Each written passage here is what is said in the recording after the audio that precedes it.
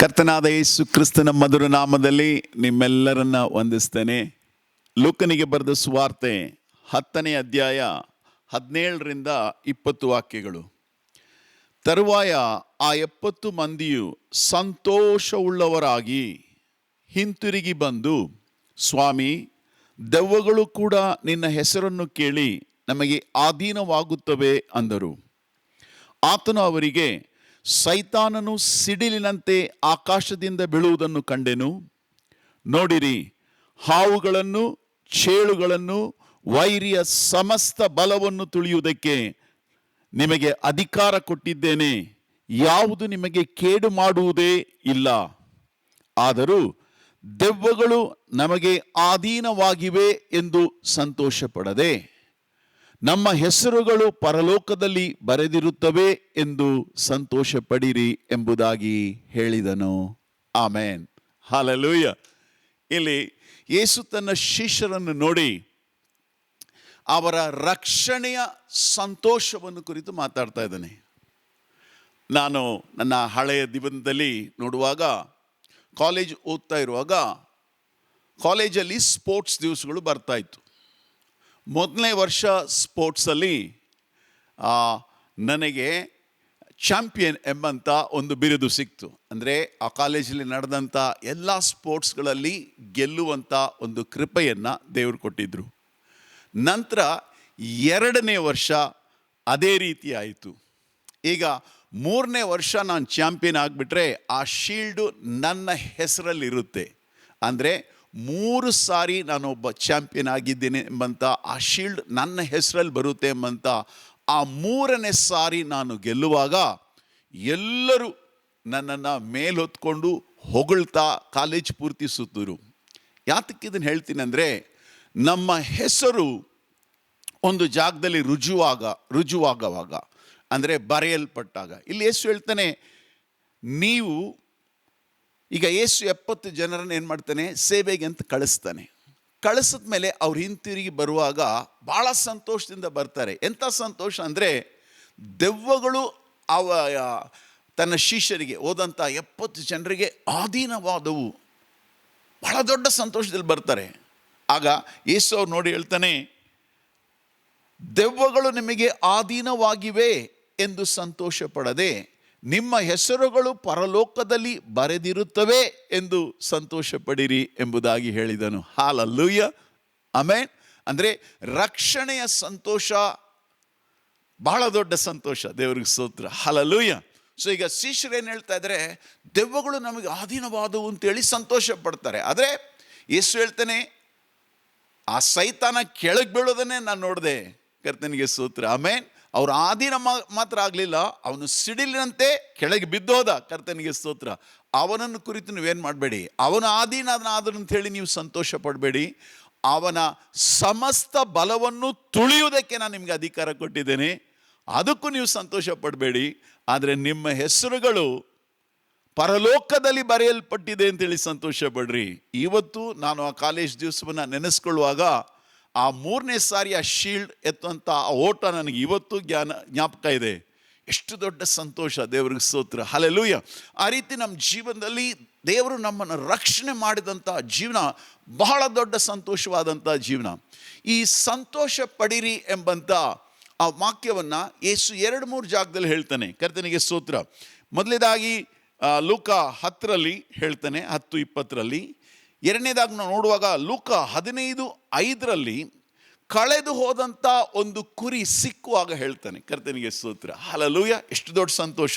ಒಂದು ಕುರಿ ಕಳೆದು ಹೋಗಿದ ತಕ್ಷಣ, ಕರ್ತನಿಗೆ ಸ್ತೋತ್ರ, ಅದು ಸಿಕ್ಕುವಂಥ ಒಂದು ದೊಡ್ಡ ಸಂತೋಷ.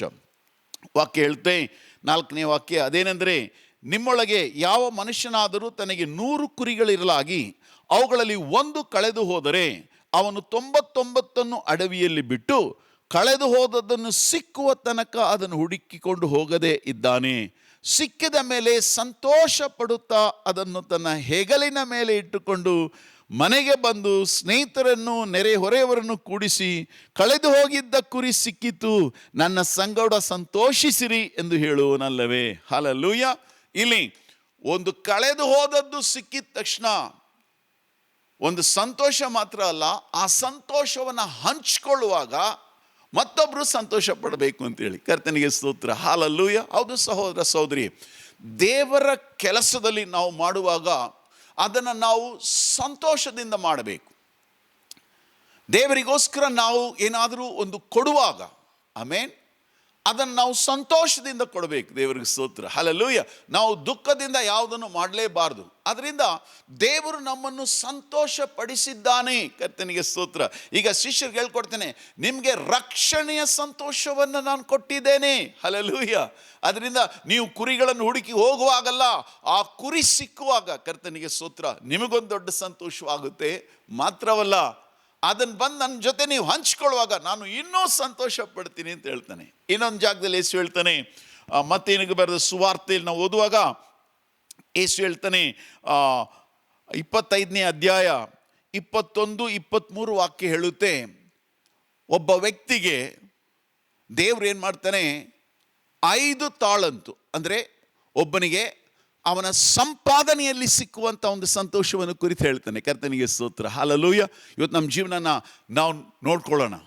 ಈಗ ನಾನು ಸಂತೋಷವಾಗಿದ್ದೀನ ದುಃಖವಾಗಿದ್ದೀನ ಅಂತ ಯಾರು ಹೇಳೋದು ಬೇಕಾಗಿಲ್ಲ. ಯಾಕೆಂದರೆ ನನ್ನ ಮನಸ್ಸಾಕ್ಷಿಗೆ ಚೆನ್ನಾಗಿ ಗೊತ್ತು, ನಾನು ಸಂತೋಷವಾಗಿದ್ದೀನ ದುಃಖವಾಗಿದ್ದೀನ. ದುಃಖವಾಗಿದ್ದರೆ ಪ್ರಾರ್ಥನೆ ಮಾಡ್ಬೋದು, ಸಂತೋಷವಾಗಿದ್ದರೆ ಹಾಡಾಡ್ಬೋದು. ಕರ್ತನಿಗೆ ಸ್ತೋತ್ರ, ಹಲ್ಲೆಲೂಯಾ. ಅದರಿಂದ ಯಾವಾಗಲೂ ನಮ್ಮ ಬಲ ದೇವರ ಸಂತೋಷದಲ್ಲಿರುತ್ತೆ. ಕರ್ತನಿಗೆ ಸ್ತೋತ್ರ. ಅದರಿಂದ ನಾವು ಯಾವಾಗಲೂ, ಪೌಲ್ ಹೇಳ್ತಾನೆ ಫಿಲಿಪ್ಪಿ 4:4 ಯಾವಾಗಲೂ ಸಂತೋಷವಾಗಿರಿ, ಸಂತೋಷ ಪಡಿಸ್ರಿ ಮತ್ತೊಬ್ಬರು ಅಂತ ಹೇಳ್ತಾನೆ. ಕರ್ತನಿಗೆ ಸ್ತೋತ್ರ. ಹೌದು ಸಹೋದರ ಸಹೋದರಿ, ನಾವು ಸಂತೋಷವಾಗಿರುವಾಗ ಮತ್ತೊಬ್ಬರನ್ನು ನಾವು ಸಂತೋಷ ಪಡಿಸ್ಬೋದು. ಆಮೇಲೆ ಅಂತ ಹೇಳೋಣ, ಹಲ್ಲೆಲೂಯಾ. ಇವತ್ತೆಲ್ಲರೂ ಮನೆಯಲ್ಲಿ ನಗುಮುಖವಾಗಿ ಒಬ್ಬೊಬ್ಬರ ಜೊತೆ ಸಂತೋಷದಿಂದ ಮಾತಾಡಿದ್ರೆ ಆ ಮನೆ ಎಷ್ಟು ಸಂತೋಷವಾಗಿರುತ್ತೆ. ಕರ್ತನಿಗೆ ಸ್ತೋತ್ರ. ಅದೇ ರೀತಿಯಲ್ಲಿ ಕೀರ್ತನೆಗಾರ ಹೇಳ್ತಾನೆ, ನೀತಿವಂತನ ಗುಡಾರದಲ್ಲಿ ಹರ್ಷಧ್ವನಿ. ಹಲ್ಲೆಲೂಯಾ. ಬನ್ನಿ ಎಲ್ಲ ಕೂತ್ಕೊಂಡು ಒಂದು ಹಾಡಾಡೋಣ. ಕರ್ತನಿಗೆ ಸ್ತೋತ್ರ. ಆಮೇಲೆ ಸಂತೋಷವಾಗಿರುವಾಗ ನಾವು ಏನೇನೋ ಮಾತಾಡ್ಬಿಟ್ಟು ಆ ಸಂತೋಷವನ್ನು ಲೌಕಿಕ ರೀತಿಯಲ್ಲಿ ಕೊಂಡಾಡ್ತೀವಿ. ಆ ರೀತಿ ಮಾಡಬಾರ್ದು. ಕರ್ತನಿಗೆ ಸ್ತೋತ್ರ. ನಾವು ತಿಂದ್ರೇನು ಉಂಡ್ರೇನು ಏನು ಮಾಡಿದ್ರೇನು ಅದರಲ್ಲಿ ದೇವ್ರ ಮಹಿಮೆ ಹೊಂದಬೇಕು. ಕರ್ತನಿಗೆ ಸ್ತೋತ್ರ. ಯಾಕೆಂದರೆ ನಮಗೆ ದೇವರು ರಕ್ಷಣೆ ಎಂಬಂಥ ಸಂತೋಷವನ್ನು ಕೊಟ್ಟಿದ್ದಾನೆ. ಹಲ್ಲೆಲೂಯಾ. ಹೌದು ಸಹೋದರ ಸಹೋದರಿ, ಇವತ್ತು ನಾವು ಈ ರಕ್ಷಣೆಯ ಸಂತೋಷವನ್ನು ಇಟ್ಕೊಂಡು ಆಮೇನ್ ಮುಂದೆ ಹೇಗೆ ಹೋಗೋದು. ಕರ್ತನಿಗೆ ಸ್ತೋತ್ರ, ಹಲ್ಲೆಲೂಯಾ. ಆಮೇನ್.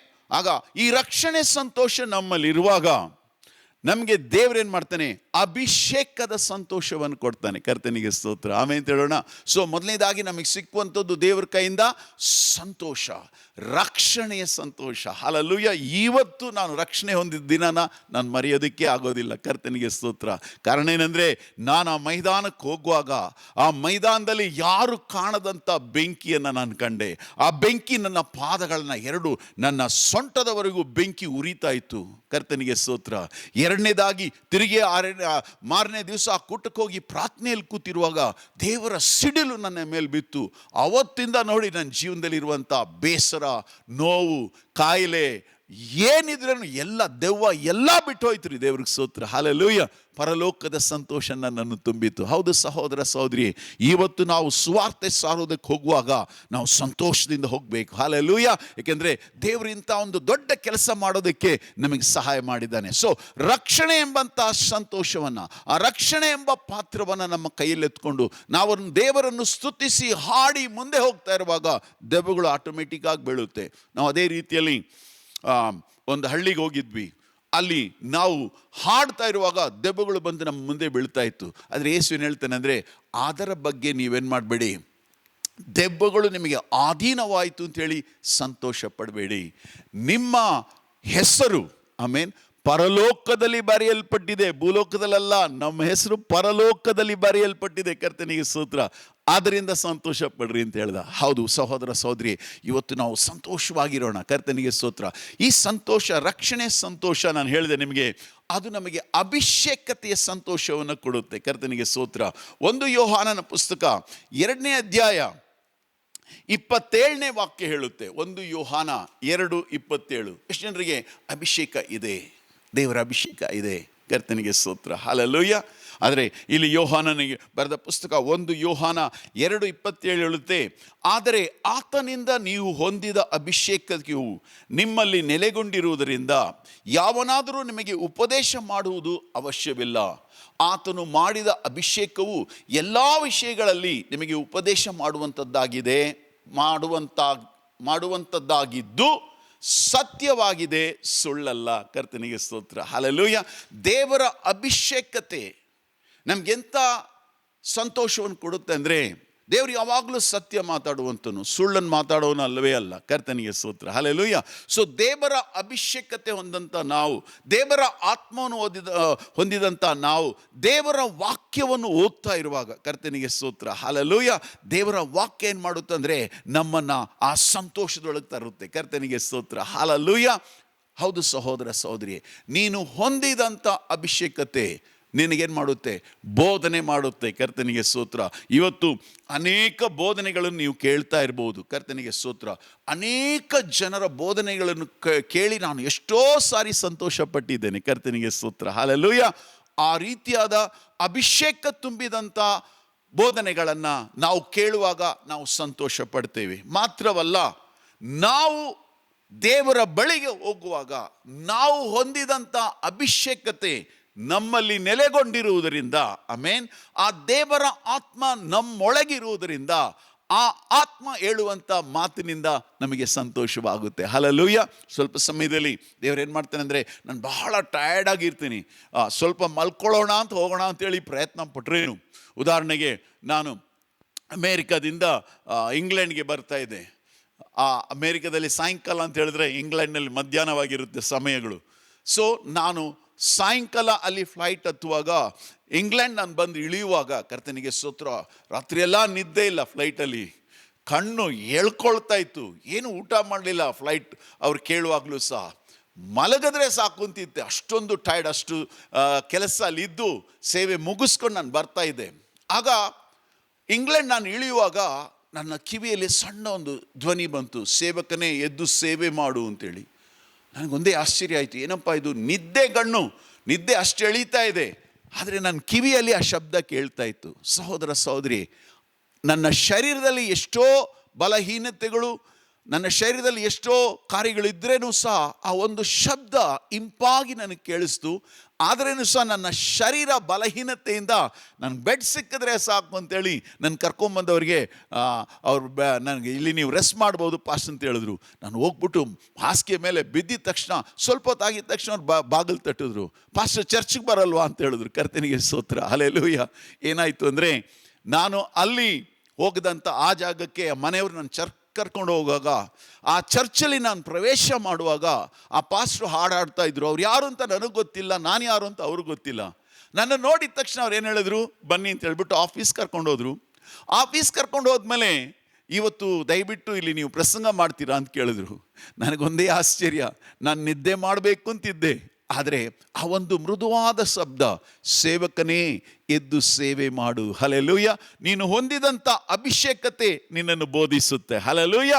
ನೀನು ಹೊಂದಿದಂಥ ಅಭಿಷೇಕತೆ ಅದು ಸುಳ್ಳಲ್ಲ, ಸತ್ಯ. ಕರ್ತನಿಗೆ ಸ್ತೋತ್ರ. ಹೌದು ಸಹೋದರ ಸಹೋದರಿಯೇ, ಇವತ್ತು ನಾವು ರಕ್ಷಣೆಯ ಸಂತೋಷದಲ್ಲಿರ್ಬೋದು, ಅಭಿಷೇಕದ ಸಂತೋಷದಲ್ಲಿರ್ಬೋದು. ನೀನು ಅಭಿಷೇಕದ ಸಂತೋಷದಲ್ಲಿ ತುಂಬಿರುವಾಗ ದೇವರು ನಮಗೇನು ಮಾಡ್ತಾನಂತೆ, ನಮ್ಮ ಮೇಲಿರುವಂಥ ಭಾರಗಳನ್ನು, ನಮ್ಮ ಮೇಲಿರುವಂಥ ನೊಗಗಳನ್ನು ಮುರಿದಾಕ್ತಾನೆ. ಕರ್ತನಿಗೆ ಸ್ತೋತ್ರ. ಹಲ್ಲೆಲೂಯಾ. ಹೌದು, ಯೆಶಾಯ 10:27 ಹೇಳುತ್ತೆ, ಆ ದಿನದಲ್ಲಿ ಅವರು ಹೊರಸಿದ ಹೊರೆಯು ನಿಮ್ಮ ಬೆನ್ನಿನಿಂದಲೂ ಹೂಡಿದ ನುಗವು ನಿಮ್ಮ ಕುತ್ತಿಗೆಯಿಂದಲೂ ತೆಗೆ. ಯಾಕೆಂದರೆ ನೊಗ ಹೇಗೆ ಮುರಿಯಲ್ಪಡುತ್ತೆ ಅಂದರೆ, ಅಭಿಷೇಕತೆ ನೊಗವನ್ನು ಮುರಿದು ಹಾಕುತ್ತೆ. ಕರ್ತನಿಗೆ ಸ್ತೋತ್ರ. ಯೆಶಾಯ 10:27 ಹೇಳುತ್ತೆ, ಅಭಿಷೇಕತೆ ನೊಗವನ್ನ ಮುರಿದು ಹಾಕುತ್ತೆ. ಕರ್ತನಿಗೆ ಸ್ತೋತ್ರ. ಹಲ್ಲೆಲೂಯಾ. ಇವತ್ತು ಸುಳ್ಳು ಎಲ್ಲೆಲ್ಲಿಯೂ, ಮೋಸಗಾರರು ಎಲ್ಲೆಲ್ಲಿ ಇರೋದ್ರಿಂದ ನಾವು ಅನೇಕ ಜಾಗದಲ್ಲಿ ಏನು ಮಾಡ್ತೀವಿ ಅಂದರೆ ಮೋಸ ಹೋಗ್ತೇವೆ. ಸಹೋದರ ಸಹೋದರಿ, ನೀನು ಹೊಂದಿದಂಥ ಅಭಿಷೇಕತೆ ಅದು ಸುಳ್ಳಲ್ಲ, ಸತ್ಯ. ಆ ಅಭಿಷೇಕತೆ ನಿನ್ನನ್ನು ಬೋಧಿಸುತ್ತೆ.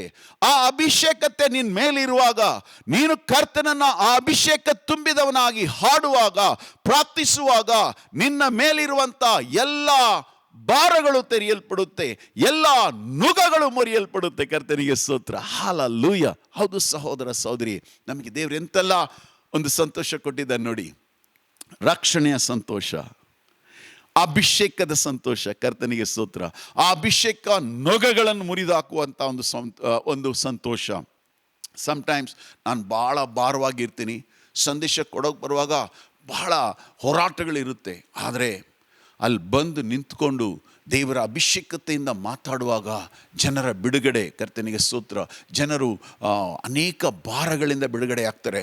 ನೊಗಗಳು ಮುರಿಯಲ್ಪಡುವಾಗ, ಜನರು ದೇವರ ಆತ್ಮದಿಂದ ತುಂಬಲ್ಪಡುವಾಗ, ಹಲ್ಲೆಲೂಯಾ, ದೇವರು ಕಳಿಸುವಂಥ ಅಭಿಷೇಕತೆ ಅಷ್ಟು ದೊಡ್ಡದು. ಕರ್ತನಿಗೆ ಸ್ತೋತ್ರ. ಒಂದು, ನಿನ್ನ ಮೇಲೊಂದು ಅಭಿಷೇಕತೆ ಇದೆ. ಕರ್ತನಿಗೆ ಸ್ತೋತ್ರ, ಹಲ್ಲೆಲೂಯಾ. ನೀನು ದೇವರನ್ನು ಸ್ತುತಿ ಮಾಡುವಾಗ ನಿನ್ನ ಮೇಲ್ ಇನ್ನೊಂದು ಅಭಿಷೇಕತೆ ಬರುತ್ತೆ ನೋಡು. ಕರ್ತನಿಗೆ ಸ್ತೋತ್ರ. ಹೌದು, ನಿನ್ನ ಮೇಲಿರುವಂಥ ಅಭಿಷೇಕತೆಯನ್ನು ನೀವು ನಂಬೋದಕ್ಕಿಂತ ಅದು ಸುಳ್ಳಲ್ಲ, ಸತ್ಯ. ಆದರೆ ನೀನು ಇನ್ನೂ ದೇವರ ಮೇಲೆ ದಾಹವಾಗಿರುವಾಗ ನಿನ್ನ ಮೇಲೆ ಇನ್ನೊಂದು ಅಭಿಷೇಕತೆ ಬರುತ್ತೆ. ಕರ್ತನಿಗೆ ಸ್ತೋತ್ರ. ಅದು ಮತ್ತೊಬ್ಬರಿಗೆ ಪ್ರಯೋಜನವಾಗಿರುತ್ತೆ. ಹಲ್ಲೆಲೂಯಾ. ನಿನ್ನ ಅಭಿಷೇಕತೆ ನಿನ್ನನ್ನು ಏನು ಮಾಡಿಸುತ್ತೆ? ಬೋಧಿಸುತ್ತೆ. ಆದರೆ ನಿನ್ನ ಮೇಲೆ ಬರುವಂಥ ಅಭಿಷೇಕತೆ ಮತ್ತೊಬ್ಬರ ಭಾರವನ್ನು, ನೊಗಗಳನ್ನು ಮುರಿದು ಹಾಕುತ್ತೆ. ಹಲ್ಲೆಲೂಯಾ ಹೇಳೋಣ, ಆಮೆನ್ ಹೇಳೋಣ. ದೇವರಿಗೆ ಸ್ತೋತ್ರ. ಕೊನೆಯದಾಗಿ ಈ ಅಭಿಷೇಕತೆ ಏನು ಮಾಡುತ್ತೆ ಅಂದರೆ ನಮ್ಮ ರೋಗಗಳನ್ನು ಗುಣ ಮಾಡುತ್ತೆ. ಯೇಸುವನ್ನು ನೋಡುವಾಗ ಎಲ್ಲಿ ಹೋದ್ರೇನು, ಕರ್ತನಿಗೆ ಸ್ತೋತ್ರ, ಅಪೊಸ್ತಲ 10:38 ಹೇಳುತ್ತೆ, ನಜರೇತನ ಯೇಸುವನ್ನು ದೇವರು ಆತ್ಮದಿಂದಲೂ ಬಲದಿಂದಲೂ ಅಭಿಷೇಕಿಸಿದ್ದನು. ಹಲ್ಲೆಲೂಯಾ. ಸೊ ಆ ಯೇಸುವಿನ ಮೇಲೆ ದೇವರ ಆತ್ಮ ಇದ್ದದ್ರಿಂದ ಎಲ್ಲೋದ್ರೇನು ದೆವ್ವಗಳು ಓಡ್ತಾ ಇದ್ವು. ಕರ್ತನಿಗೆ ಸ್ತೋತ್ರ, ಹಲ್ಲೆಲೂಯಾ. ವಾಕ್ದಲ್ಲಿ ನಾವು ಓದ್ತೇವೆ, 2,000 ದೆವ್ವ ಹಿಡಿದವನು ಬಿಡುಗಡೆ ಹೊಂದಿದ್ದಾನೆ, 7 ದೆವ್ವಗಳು ಹಿಡಿದವಳು ಬಿಡುಗಡೆ ಹೊಂತಾಳೆ. ದೆವ್ವ ಹಿಡಿದಂಥ ಮೂಗ ಮತ್ತು ಕಿವಿ ಕೇಳದಿರುವಂಥವನಿಗೆ ಕಿವಿ ಕೇಳಿ ಬಾಯಿ ತೆರೆಯಲ್ಪಟ್ಟು ಆ ಮೂಗ ದೆವ್ವವನ್ನು ಯೇಸು ಹೊರಗಾಕಿ ಅವನನ್ನು ಗುಣ ಮಾಡೋದು ನೋಡ್ತೀವಿ. ಅಂದರೆ ಏಕೆಂದರೆ ಯೇಸುವಿನ ಮೇಲೆ ಅಂಥ ಒಂದು ಅಭಿಷೇಕತೆ ಇತ್ತು. ಕರ್ತನಿಗೆ ಸ್ತೋತ್ರ. ನಾನು ಯಾವಾಗಲೂ ಅದನ್ನೇ ದೇವರ ಹತ್ರ ಕೇಳೋದು. ಹಲ್ಲೆಲೂಯಾ. ಏಕೆಂದರೆ ದೇವರು ಯಾರನ್ನು ಕಳಿಸಿದ್ದಾನೋ ಅವರಿಗೆ ಆತ್ಮದ ವರವನ್ನು ಅಳತೆ ಮಾಡದೆ ಅನುಗ್ರಹಿಸುವುದರಿಂದ ದೇವರ ಮಾತುಗಳನ್ನೇ ಆಡುತ್ತಾನೆ. ಹೌದು ಸಹೋದರ ಸಹೋದರಿ, ಯೇಸು ದೇವರ ಮಾತುಗಳನ್ನೇ ಆಡ್ತಾ ಇದ್ದ. ಹಲ್ಲೆಲೂಯಾ. ಹೋಗು, ನಿನ್ನ ಮಗ ಬದುಕ್ತಾನೆ, ಅಮ್ಮ ಅಳಬೇಡ, ತಲಿತಾ ಕೂಮಿ, ಒಂದೊಂದು ಮಾತು, ಲಾಜರಸ್ ಹೊರಗೆ ಬಾ, ಒಂದೊಂದು ಮಾತುಗಳಲ್ಲಿ ನಾವು ಅದ್ಭುತಗಳನ್ನು ಕಾಣ್ತೇವೆ. ಹೌದು, ನೀನು ಅಭಿಷೇಕ ತುಂಬಿದವನಾಗಿ ಮಾತಾಡುವಾಗ, ಹಲ್ಲೆಲೂಯಾ, ಜನರು ಗುಣವಾಗ್ತಾರೆ. ಕರ್ತನಿಗೆ ಸ್ತೋತ್ರ. ಪೇತ್ರ ಪ್ರಸಂಗ ಮಾಡುವಾಗ ದೇವರ ಅಭಿಷೇಕತೆ ಇಳಿದು ಬಂತು. ಪವಿತ್ರಾತ್ಮನು ಆ ಕೊರ್ನೆಲಿಯಸ್ ಮನೆಯವ್ರನ್ನೆಲ್ಲ ತುಂಬಿಸ್ಬಿಟ್ಟ. ಕರ್ತನಿಗೆ ಸ್ತೋತ್ರ, ಹಲ್ಲೆಲೂಯಾ. ಹೌದು ಸಹೋದರ ಸಹೋದರಿಯೇ, ನಾವು ಕರ್ತನಲ್ಲಿ ಸಂತೋಷವಾಗಿರೋಣ. ಹೇಗೆ ಪಾಸ್ಟರ್ ದುಃಖ ತುಂಬಿದ ಈ ಲೋಕದಲ್ಲಿ, ಹೋರಾಟವಿರುವ ಈ ಒಂದು ಸಮಸ್ಯೆಗಳಲ್ಲಿ ನಾವು ಹೇಗೆ ಸಂತೋಷವಾಗಿರೋದು? ರಕ್ಷಣೆ ಎಂಬಂಥ ಸಂತೋಷ. ಹಲ್ಲೆಲೂಯಾ. ನಾನು ರಕ್ಷಣೆ ಹೊಂದಿದ್ದೇನೆ, ನನ್ನ ಹೆಸರು ಪರಲೋಕದಲ್ಲಿ ಬರೆಯಲ್ಪಟ್ಟಿದೆ. ಆಮೆನ್, ಸ್ತೋತ್ರ, ಹಲ್ಲೆಲೂಯಾ. ನನ್ನ ಮೇಲೆ ದೇವರ ಅಭಿಷೇಕತೆ ಇದೆ, ಅದು ಸುಳ್ಳಲ್ಲ, ಸತ್ಯ. ಅದು ನನ್ನನ್ನು ಬೋಧಿಸುತ್ತೆ. ಕರ್ತನಿಗೆ ಸ್ತೋತ್ರ. ಮೂರನೇದಾಗಿ, ಆ ಅಭಿಷೇಕ ತುಂಬಿದವನಾಗಿ ನಾನು ಮಾತಾಡುವಾಗ ಮತ್ತೊಬ್ಬರ ಮೇಲೆ ಇರುವಂಥ ಭಾರಗಳು, ನೊಗಗಳು ಮುರಿಯಲ್ಪಡುತ್ತೆ. ಕರ್ತನಿಗೆ ಸ್ತೋತ್ರ. ನಾಲ್ಕನೇದಾಗಿ, ನಾನು ಅಭಿಷೇಕ ತುಂಬಿದವನಾಗಿ ಮಾತಾಡುವಾಗ ಜನರು ಗುಣ ಹೊಂದುತ್ತಾರೆ, ಬಿಡುಗಡೆ ಹೊಂದುತ್ತಾರೆ. ಕರ್ತನಿಗೆ ಸ್ತೋತ್ರ. ಈ ಅಭಿಷೇಕವನ್ನು ನಾವು ದೇವರ ಬಳಿಯಲ್ಲಿ ಇವತ್ತು ಕೇಳೋಣ. ಹಲ್ಲೆಲೂಯಾ. ಎಂಥ ಅಭಿಷೇಕ! ಯಾವಾಗಲೂ ನಾವು ಯೇಸುವನ್ನೇ ದೃಷ್ಟಿ ಇಟ್ಟು ಓಡಬೇಕು. ಕರ್ತನಿಗೆ ಸ್ತೋತ್ರ. ಹಲ್ಲೆಲೂಯಾ. ನಮ್ಮ ಕಣ್ಣು ಆ ಕಡೆ ಈ ಕಡೆ ಹೋಗದಂತೆ ದೇವರ ವಾಕ್ಯವನ್ನೇ ನೋಡಿ ನಾವು ಓಡುವಾಗ ನಾವು ಎಡುವುದಿಲ್ಲ, ನಾವು ಬೀಳುವುದಿಲ್ಲ, ಗಾಯವಾಗುವುದಿಲ್ಲ, ದುಃಖವಾಗುವುದಿಲ್ಲ. ಅದರಿಂದ ಕರ್ತನನ್ನು ನೋಡಿ ವಿಶೇಷವಾಗಿ ಇವತ್ತು ನಾವೇನು ಮಾಡೋಣ? ಸಂಪಾದನೆಯನ್ನು ಸಂಪಾದಿಸುವಂಥ ಒಂದು ಅಭಿಷೇಕ ನನಗೆ ಕೊಡು ದೇವರೇ. ಆಮೇನ್. ಯಾಕೆಂದರೆ ಆ 5 ತಾಳಂತು ಕೊಟ್ಟವನಿಗೆ ಅವನಲ್ಲಿ ಸಾಮರ್ಥ್ಯ ಇತ್ತು, ಅದನ್ನು 10 ಮಾಡುವಂತೆ. ಒಬ್ಬೊಬ್ಬನ ಸಾಮರ್ಥ್ಯದಂತೆ ದೇವರೇನು ಮಾಡ್ತಾನೆ? ಅವರಿಗೆ ಅಭಿಷೇಕವನ್ನು ಕೊಡ್ತಾನೆ. ಆ ಸಾಮರ್ಥ್ಯವನ್ನಿಟ್ಟು ಅವರು ಅದನ್ನು ಹೆಚ್ಚಿಸ್ಕೊಳ್ಬೇಕು. ಅದೇ ಅಭಿಷೇಕತೆಯನ್ನು ನಾವು ಹೆಚ್ಚಿಸ್ಕೊಳ್ಬೇಕು. ಅದರಿಂದ ಅಲ್ಲಿ ನೋಡ್ತೀವಿ ನಾವು, ಅವನು 5 ಹೊಂದಿದವನು 10 ಮಾಡ್ದ. ಯಾಕೆಂದರೆ ಅವನಿಗೆ ಆ ಸಾಮರ್ಥ್ಯ ಇತ್ತು. ಆಗ ನಾವು ಏನು ಕೇಳಬೇಕು ಅಂದರೆ ದೇವರ ಹತ್ರ, ದೇವರೇ ನನಗೆ ಆ ಸಾಮರ್ಥ್ಯ ಕೊಡು. ಹಲ್ಲೆಲೂಯಾ. ಧರ್ಮೋಪದೇಶ ಕಾಂಡ 8:18 ಹೇಳುತ್ತೆ, ದೇವರು ನಮಗೆ ಸಂಪಾದಿಸುವಂಥ ಸಾಮರ್ಥ್ಯ ಕೊಡ್ತಾನೆ ಅಂತೇಳಿ. ಹೌದು ಸಹೋದರ ಸಹೋದರಿ, ನೀನು ಯಾವಾಗಲೂ ರಕ್ಷಣೆಯ ಸಂತೋಷದಲ್ಲಿರಬೇಕು. ಆಮೇನ್. ಅಭಿಷೇಕದ ಸಂತೋಷದಲ್ಲಿರಬೇಕು. ಭಾರಗಳು ನೊಗಗಳು ಎತ್ತಲ್ಪಡುವಾಗ, ಮುರಿಯಲ್ಪಡುವಾಗ ಸಂತೋಷವಾಗಿರಬೇಕು. ಹಲ್ಲೆಲೂಯಾ. ನಾಲ್ಕನೇದಾಗಿ ನಾವು ಯಾವಾಗ ಸಂತೋಷವಾಗಿರಬೇಕು ಅಂದರೆ, ನಮ್ಮ ಜೀವನದಲ್ಲಿ ಜನರು ಗುಣವಾಗುವಾಗ ಇದನ್ನೆಲ್ಲ ನೋಡಿ ನಾವು ಸಂತೋಷ ಪಡಬೇಕು. ಆದರೆ ಇವತ್ತು ನಿನ್ನ ಭಾರಗಳನ್ನು ತೆಗೆಯುವಂಥ, ನೊಗಗಳನ್ನು ಮುರಿದಾಕುವಂಥ ಒಂದು ಅಭಿಷೇಕತೆ ನಿನ್ನ ಮೇಲೆ ಬರುವಂತೆ ಕರ್ತನ ನೋಡಿ ಪ್ರಾರ್ಥಿಸ್ತೇನೆ. ಕಣ್ಗಳನ್ನು ಮುಚ್ಚಿ ಕರ್ತನ ನೋಡಿ ಪ್ರಾರ್ಥಿಸೋಣ. ತಂದೆಯಾದ ದೇವರೇ, ಯೇಸುವಿನ ನಾಮದಲ್ಲಿ ರಕ್ಷಣೆಯ ಸಂತೋಷವನ್ನು ಕೊಟ್ಟಂಥವನೇ ನಿನಗೆ ಸ್ತೋತ್ರ. ನಮ್ಮನ್ನು ಅಭಿಷೇಕಿಸಿದವನೇ ನಿನಗೆ ಸ್ತೋತ್ರ. ಹಲ್ಲೆಲೂಯಾ. ನಮ್ಮ ಭಾರಗಳನ್ನು ನೊಗಗಳನ್ನು ಮುರಿದು ಹಾಕುವಂಥ ಕರ್ತಾದಿ ಕರ್ತನೇ, ರಾಜಾದಿ ರಾಜನೇ, ದೇವಾದಿ ದೇವನೇ, ನಿನ್ನನ್ನು ಸ್ತುತಿಸ್ತೇನೆ, ಸ್ತೋತ್ರಿಸ್ತೇನಪ್ಪ. ಒಂದೊಂದು ಭಾರ ನೊಗಗಳನ್ನು ಈಗ ತೆಗೆದು ಹಾಕು ಕರ್ತನೆ. ಒಂದೊಂದು ಭಾರಗಳನ್ನು ತೆಗೆದು ಹಾಕು ಸ್ವಾಮಿ. ಒಂದೊಂದು ಭಾರದ ನೊಗಗಳನ್ನು ಮುರಿದು ಹಾಕು ಕರ್ತನೆ. ಯೇಸುವಿನ ನಾಮದಲ್ಲಿ ಒಂದೊಂದು ಭಾರ ನೊಗಗಳು ಮುರಿಯಲ್ಪಡಲಿ. ಒಂದೊಂದು ಸಾಲದ ನೊಗಗಳು ಮುರಿಯಲ್ಪಡಲಿ. ಕಾಯಿಲೆಯ ನೊಗಗಳು ಮುರಿಯಲ್ಪಡಲಿ ಯೇಸುವಿನ ನಾಮದಲ್ಲಿ. ಹೌದು ಸ್ವಾಮಿ, ಹೌದು ಸ್ವಾಮಿ. ನಿನ್ನ ಮುದ್ದು ಮಕ್ಕಳು ಎದ್ದು ನಿಂತು ಬೆಟ್ಟಗಳನ್ನು ನೋಡಿ ಮಾತಾಡುವಂತ ನಿನ್ನ ಒಂದು ಕೃಪೆ ಒಬ್ಬೊಬ್ಬರನ್ನು ತುಂಬಲಿ. ಹೌದು ಸ್ವಾಮಿ, ಈ ಬೆಟ್ಟಕ್ಕೆ ನೀವು ನೋಡಿ ಹೇಳಿದ್ರೆ ಅದು ಬೇರು ಸಹಿತವಾಗಿ ಕಿತ್ಕೊಂಡು ಹೋಗುತ್ತೆ ಅಂತ ಹೇಳಿದಿ. ಅಂತ ಒಂದು ನಂಬಿಕೆಯ ಅಭಿಷೇಕತೆ ನಿನ್ನ ಮುದ್ದು ಮಕ್ಕಳನ್ನು ತುಂಬಲಿ ಸ್ವಾಮಿ. ರಕ್ಷಣೆಯ ಸಂತೋಷದಲ್ಲಿ ಕರ್ತನೆ, ಅಭಿಷೇಕದ ಸಂತೋಷದಲ್ಲಿ ಕರ್ತನೆ, ನಿನ್ನ ಕೆಲಸದ ಸಂತೋಷಗಳಲ್ಲಿ ನಿನ್ನ ಮುದ್ದು ಮಕ್ಕಳು ಯಾವಾಗಲೂ ಆರೋಗ್ಯವಾಗಿದ್ದು ನಿನ್ನ ನಾಮವನ್ನು ಮಹಿಮೆ ಪಡಿಸುವಂಥ ಕೃಪೆಯನ್ನು ನಮ್ಮೆಲ್ಲರಿಗೂ ಕೊಡಬೇಕಾಗಿ ಯೇಸು ಕ್ರಿಸ್ತನ ಮಧುರ ನಾಮದಲ್ಲಿ ಕೇಳಿ ಹೊಂದಿದ್ದೇನೆ ತಂದೆಯೇ. Amen. God bless you all.